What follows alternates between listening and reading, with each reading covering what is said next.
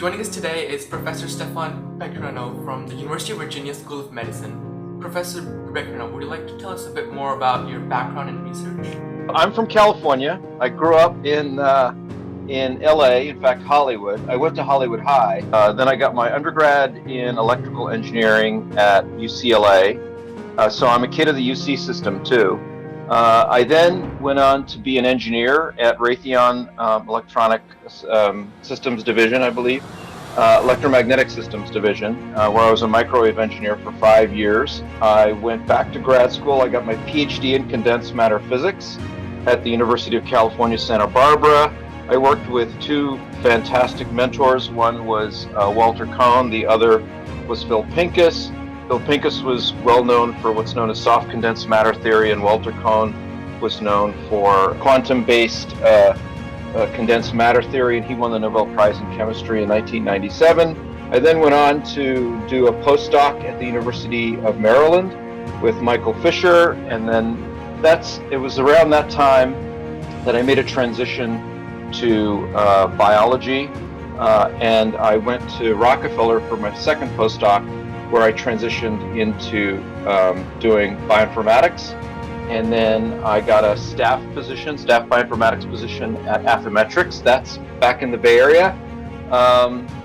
And there did pioneering work on characterizing functional genomic elements and the genome and how it's transcribed into RNA. And then I was recruited to University of Virginia, where I've been all this time, and now I'm currently focused on machine learning, and I'll give you a little bit. I'm also doing some quantum machine learning for precision medicine. Well, thank you for having me. This is a real honor, and I'm looking forward to the discussions especially. So I'll just kind of give broad brushstrokes on a couple of projects that are ongoing right now. So first, I will give you disclosures. I have consulted on biomedical applications of quantum computing with a company called IonQ. And I've consulted with, and I continue to consult with GlaxoSmithKline on quantum computing. I'm just going to give a few just tastes of some of the things we're doing. There's more, but one will be kind of a precision surgery application for melanoma patients using machine learning. Another will be predicting coronary artery disease risk using machine learning. And then finally, kind of an initiative that we're launching at University of Virginia, where we're studying the role of the immune system in cardiovascular disease. And then I'll kind of touch on a little bit of my quantum machine learning work. So on the left is a view of the lymphatic system. And just going kind of right to the point, it turns out that when you have melanoma, which is skin cancer, and it starts to metastasize, the prevailing empirical data and view is that it travels through the lymphatic system to maybe say the nearest lymph node or a regional lymph node. Right now, the surgical practice is to remove all the lymph nodes in that region, but that can lead to a lot of suffering, let's just say, for patients. So I'm working with Craig Slingloff, who's a physician scientist, who treats melanoma patients, where we have the idea that if you can identify patients where just that one lymph node is involved, maybe you can just remove it, and you can spare these patients further suffering by removing all the lymph nodes in a region, which is a bit much. So our hypothesis is that patients with one metastatic lymph node may benefit from targeted excision of just that one lymph node. And we can try to spare them from removing many of them. So we need to identify these. So we came up with what's known as a logistic regression model. You don't need to know the details. I'll give you a flavor for what that is. So we basically have a model where it includes 19 genes and their expression, their gene expression, the mRNAs that are made from it, and one clinical variable. And this goes into a model that when you train it, if you look at my cursor, this is the essence of a logistic regression model. Let's say 1 is patients with more than one lymph node involved, and then 0 is those with one lymph node involved. Well, if the sum of all the variables times the parameters that are learned is below this threshold, then we would predict that they only have one lymph node involved. Whereas if the data sums up to somewhere here, this model, you can see this rapidly climbs from 0 to 1. The model would predict that you have more than one lymph node involved. So we train the model on patient data, and a standard approach in machine learning is to test it on data it's never seen. So this is a busy slide. I just want you to focus on B. Okay, this is one of the ways in which we characterize the model's performance on data it's never seen. So here I show you actual, and I show you model predicted. So this is the actual number of patients. This is number 11. This number represents the actual patients that had one metastatic lymph node that we also predicted. Okay, so we predicted 13. All right, had one lymph node. We got 2 wrong, but we got 11 right. Okay, and our model also predicted that we had great in terms of patients that had more than one lymph node involved. We predicted 18. We got 1 wrong, but we got 17 right. So if you kind of do the fractions, you can see we're getting a high fraction rate. And that's how you characterize the performance of a machine learning model. These are just kind of representations of the genes and their expression for patients with one metastatic lymph node versus more than one metastatic lymph node. And you can see differences, and that's why the model performs well. We actually have a model where we sum the aggregate of their values, and they're multiplied by coefficients. But the idea going forward is if we build a model that's very powerful, which we've shown as a proof of concept here, we might be able to predict patients that only have that one metastatic lymph node and spare them surgery that would lead to lots of suffering. So that's one application. Another one is predicting cardiovascular disease risk. So the Gensini score, which I mentioned here, is just the following. It kind of scores the following phenomena.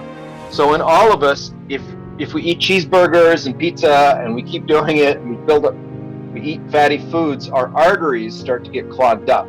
Okay, and this starts to lead to what's known as atherosclerotic plaques, atherosclerosis. When these things rupture, that's the source of really bad events. So when they build up and rupture, they rupture near the heart, that's the source of heart attacks. When they rupture near the brain, that's the source of strokes. And so you can actually score how bad this plaque buildup is, and even relative to different sensitive regions in the heart, say. And so the higher the score, the worse off you are. Now, one way to get the score requires kind of, slightly invasive approaches that are a little risky. So we'd like to, again, kind of avoid patients suffering from kind of potentially risky procedures.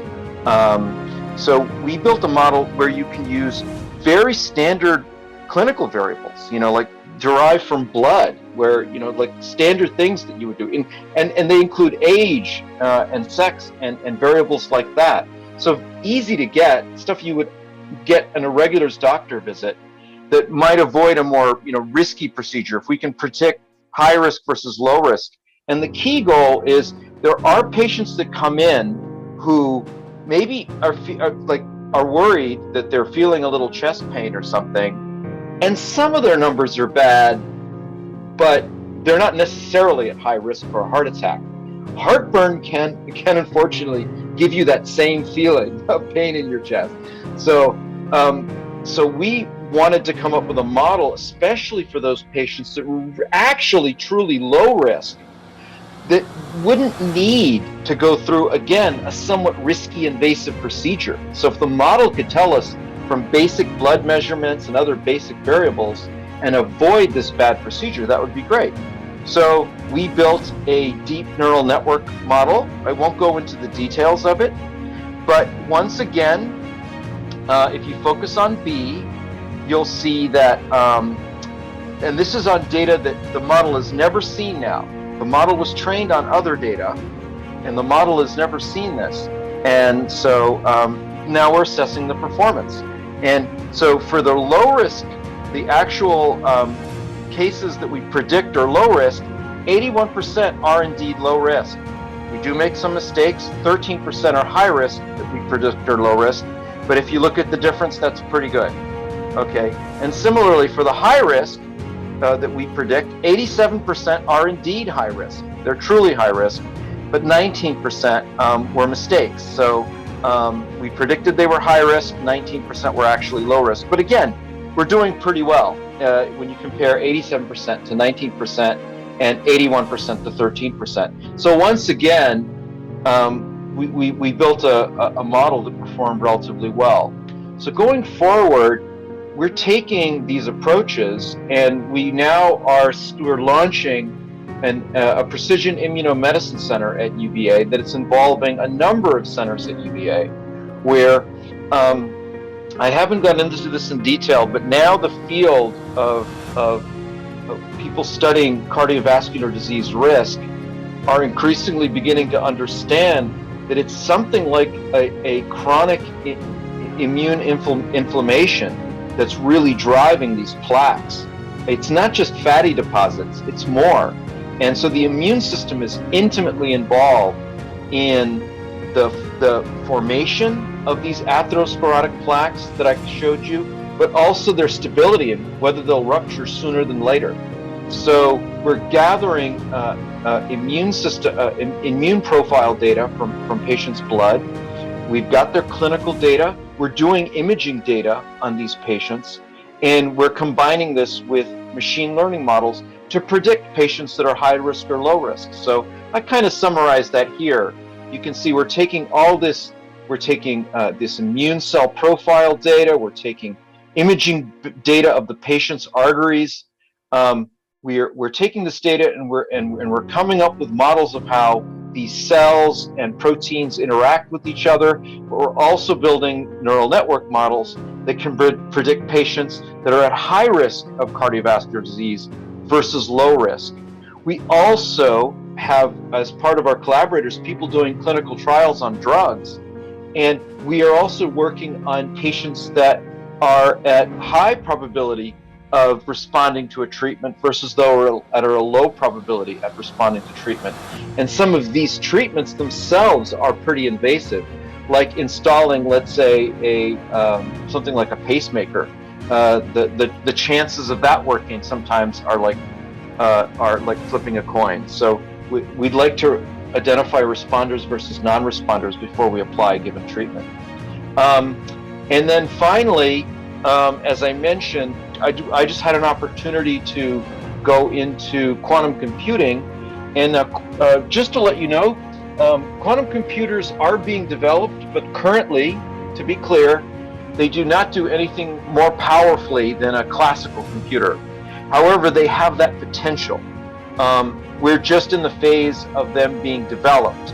It's being done by a number of companies and a number of academic and government institutions all around the world. IBM is a big player, for example, so is Google. In fact, the Google quantum computing group is in Santa Barbara. And this is I'm just showing you a schematic and an illustration from a paper we published where we actually built a machine learning classifier that would function on a quantum computer, and in principle could execute computations exponentially faster than a classical computer. So with that, I know this is supposed to be short. We're now in an era of team science, so I have many collaborators. I won't go through all their names, students and collaborators, and we have funding from the NIH, the NSF, and UVA. And I'll take any questions on the talk, and let's start the Q&A. So The first question we have for you here is, what inspired you to pursue a career in biochemistry and molecular genetics? Yes, okay, so that's the department I'm in. Done a lot of twists and turns, and I did maybe a few more than a lot of people do. I started out as an electrical engineer.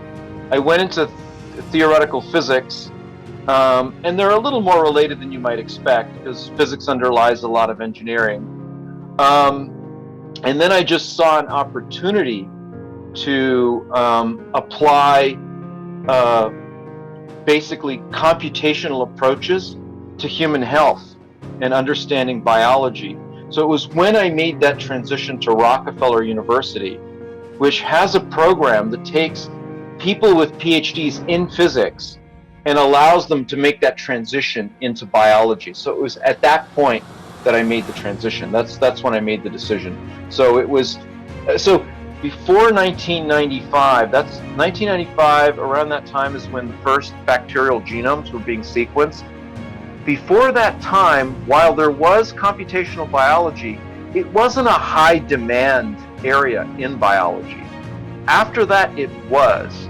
So it was just a huge opportunity, and the timing was very good for me. So my next question here for you is about how many patients have tested your machine learning model to this day? Okay, that's great. That's a really great question. So as part of this initiative, the iPrime, we're working on getting our results into the clinic. What I showed you for the cardiovascular disease work, that's been published. That's a manuscript. We just are resubmitting the melanoma one to the Annals of Surgery. Now, the way these things work is you publish a paper, or you publish papers in a field, and if you start to show that something like a machine learning model is very powerful and predictive, you then work with clinicians to start implementing it in the clinic.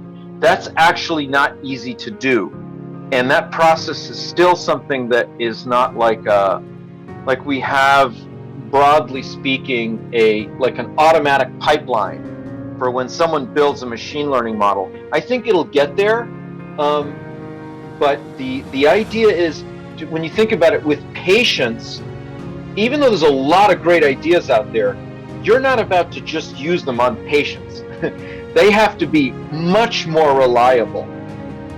That's true for drugs. Drugs go through very rigorous clinical trials, FDA, assurances, lots of testing.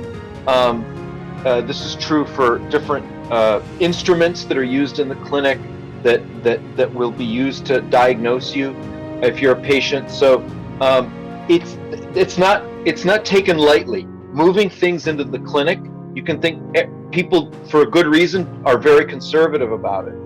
So it has not been used on patients yet, but through our iPrime initiative, we're going to put things in place that will allow our best models to go forward and into the clinic. So that's a great question. Yep. So when do you think your technology can get into healthcare in patients? Yeah, that's also, see, this is that, now you're asking tough questions, actually. We are hoping that within a few years, and with this initiative, especially this iPrime initiative, we have a really good chance of doing it, because this is a whole team. So here, in fact, my cursor, very appropriately, the heads of this iPrime initiative are me, Colleen McNamara, who's a physician scientist, and Angela Taylor, who's a clinician scientist. She's an MD as well. She works in the clinic. So we have a full partnership with the clinic. You need that kind of partnership between the more basic sciences and the more clinical sciences to really get things into the clinic. And we've created that infrastructure. So I would say, if I had to begin to push me, I would say hopefully within a few years, I think we're going to have something that might be in the clinic. And then the last question we have for you here is, how can high schoolers dive deeper into research topics like yours? Yes. Okay. That's also a great question. I'll even, maybe, if you don't mind, maybe give you a little bit of advice regarding getting into science along the way.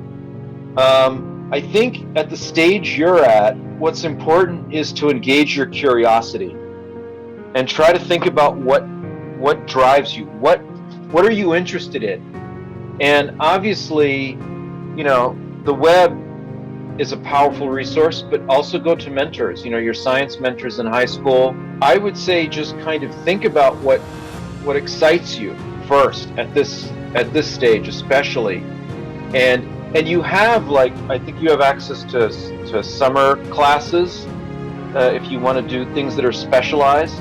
But I'm also a big believer in do well in the fundamentals. Those fundamentals are critical. The calculus classes, the math classes, the stats, your biology, chemistry, physics, they really are giving you the underlying foundation for going forward. You also now have access to computer science classes like programming. So those fundamental classes are building your foundation. They really are. They're very powerful. In fact, I believe they're really one of the most powerful things for your scientific career. What I would then say is, when you start to go to college, after you get comfortable with coursework, again, kind of try to think about what interests you and what kind of field aligns with your strengths, and consider, after again you get comfortable with your course load, and that you're confident that you've got, like, don't do this your first semester or maybe even your first year, but maybe your second or your third year you can start to consider doing research in a lab part-time. That's set up in all universities. They all allow you to do this, and they really encourage you. It really takes advantage of you'd be truly taking advantage of the university experience that way. And then the thing there is to not just do the work that the professor in the lab is kind of suggesting you do, but also read the literature around that area, read the textbooks that get you deeper, and read the literature. The more you gain command of the material, and start asking your own questions, the better off you'll be to launching a career in science. And then I'm even going to take you further now. You're in high school, but now we're even going to consider graduate school, believe it or not. So the thing to think about, if you can remember all this, or you'll have this video, is you want to, if you've thought of an area that you're really excited by, that's what is ideal. You don't have to have this, but it's really nice when you do. Then what you want to think about is identify the labs you like to work in. So for graduate school, most of your graduate experience when you get your PhD is really about the lab, the laboratory, and the professor who runs the laboratory, and the team of investigators that person works with. That's the thing to think about. And so in other words, don't think just about the school, okay? I know that's very important to you at this stage now. A lot of you are thinking about the college that you want to go to. That's great. But when you're for graduate school, you really want to think about the lab. And if you've studied those, if you've read the papers in your field and you've really gotten some questions, then that you really are beginning to really want to address, that will guide you to some of the labs you'll want to go to. And the sooner so when you're that young, if you start to get mastery of a field, you will, with your young, strong brains, you will identify areas where you go, you know what, this field, okay, I got a feel for it. A lot of great things have been done. I have a feeling this disease might actually be more like this than what I've been reading. And that's the beginning. When you have a question and an idea that diverts from the way the field goes, even though there'll be a lot of momentum, that you'll have learned a lot of what's successful, but you may have some ideas where you go, you know what, I'm going to go left instead of right. And that's the beginning of, if you then do experiments and analysis and show that that's true, that's the beginning of an impactful scientific career. So I just wanted to fold all that in. So yeah, well everyone, thank you so much for watching our interview with Professor Bekiranov, and take care, and we'll see you all next time.